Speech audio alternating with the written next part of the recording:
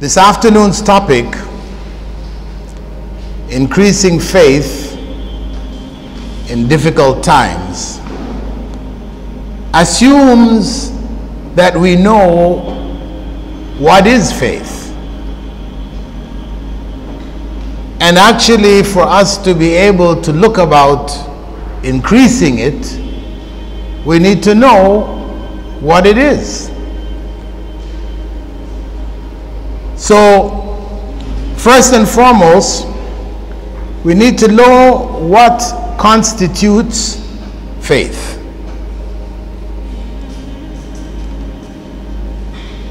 And faith, as is generally defined according to Islam, scholars of Islam, it is expressed as belief in the heart, a statement made by the tongue, and action upon by the limbs, or we could call it action on the pillars of Islam, what constitutes Islam. So it begins with belief in the heart, that it should have a basis in our heart, meaning that it is not just something said by the tongue. The statements made,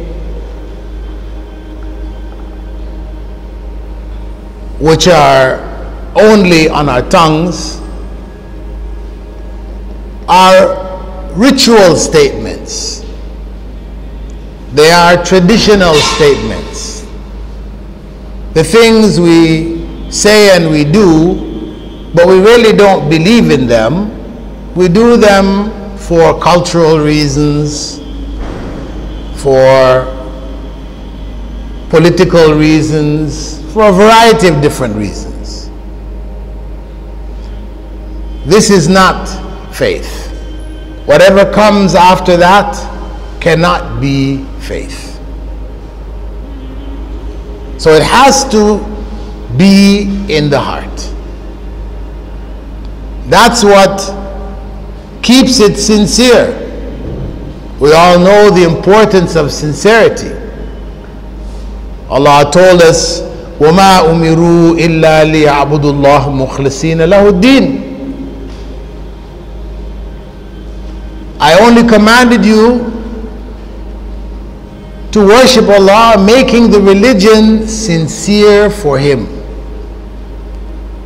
So sincerity is the essence of faith.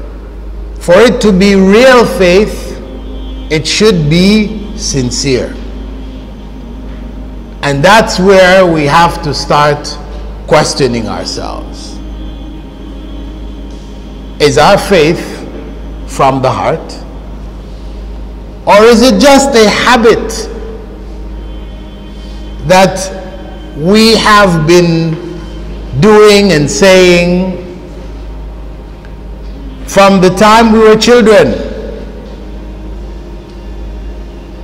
Our parents taught us. We repeated what they said. We went to school and they further taught us. And that's what we have been doing.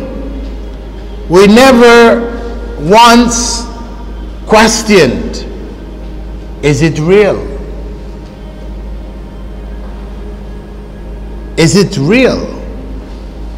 Is it from me, from inside my heart? Or is it just a habit I have inherited from my family, my parents, my teachers, etc.? Then we know from Islamic law, for a person to become Muslim, it is required that they express La ilaha illallah Muhammadur Rasulullah, isn't it? It's not acceptable that you just keep it in your heart. Say you had La ilaha illallah Muhammadur Rasulullah, you understood that, but you just kept it in your heart. You never said it. Then faith is not complete. Islam requires you to say it. Why? Because if we don't say it, one, people won't know that we are Muslims. We'll be a Muslim in hiding. And the importance of knowing that we're Muslims is that the rest of Muslims can help us. And we can help Muslims. When we know, when they know we are Muslims, and we have made ourselves known. So if, for example, when our faith is low, and we find ourselves being drawn into haram, and other Muslims see us going where we shouldn't be going, they will stop us and say, brother, sister, where are you going? Why are you going there? You don't need to be going there. You know, you're a Muslim. So they'll be there to help you. Similarly, they can call on you when they need help. They know you are Muslim, you're somebody who can be called on. So it is something which makes you a part of the Muslim community. So it is established as a point of faith in Islam. You must say it. Unless there are special circumstances in which your life is threatened. We all know about An-Najashi.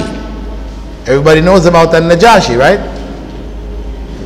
The ruler of Ethiopia who accepted Islam.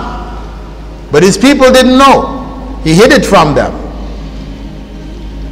He hid it from them in order to be able to protect the Muslims. The Muslims who had migrated there, if he had said that he was a Muslim, the Christians would have killed him. His people would have killed him. And he would not have been able to provide help, security for the Muslims that had fled there in the first Hijrah. The first migration of Muslims from Mecca was to Abyssinia, to Ethiopia.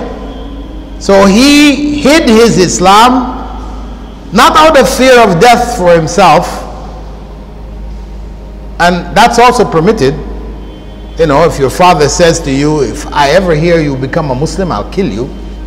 Okay, you can keep your Islam hidden, it's permissible. But this wasn't his case. He hid his Islam in order to be able to protect the group of Muslims. Some of them were relatives of the Prophet ﷺ who had come there seeking refuge. So outside of those kinds of circumstances where your life is threatened, then you should express your faith, your belief on your tongue. And then it should be followed by actions. You have to act on it. You have to bring it to life in your actions. And those are the pillars of Islam. They're manifest in your actions. It is doing the 5 pillars of Islam, understanding, believing in the 6 pillars of Iman. It is living Islam. It is putting Islam into action. That's real Islam. If we are not putting Islam into action, you have people who say, my Islam is not external. I don't wear it like a badge. It's in my heart. It's between me and Allah. I don't need to show anybody. People say that. But those are the people who are not practicing Islam. They have been deluded by shaitan into thinking that it's possible to be a Muslim without practicing Islam. That Islam is only what's in your heart. But we said, yeah, it begins in your heart. But if it doesn't end up in action, then it means what you have in your heart is knowledge and not faith. It's knowledge.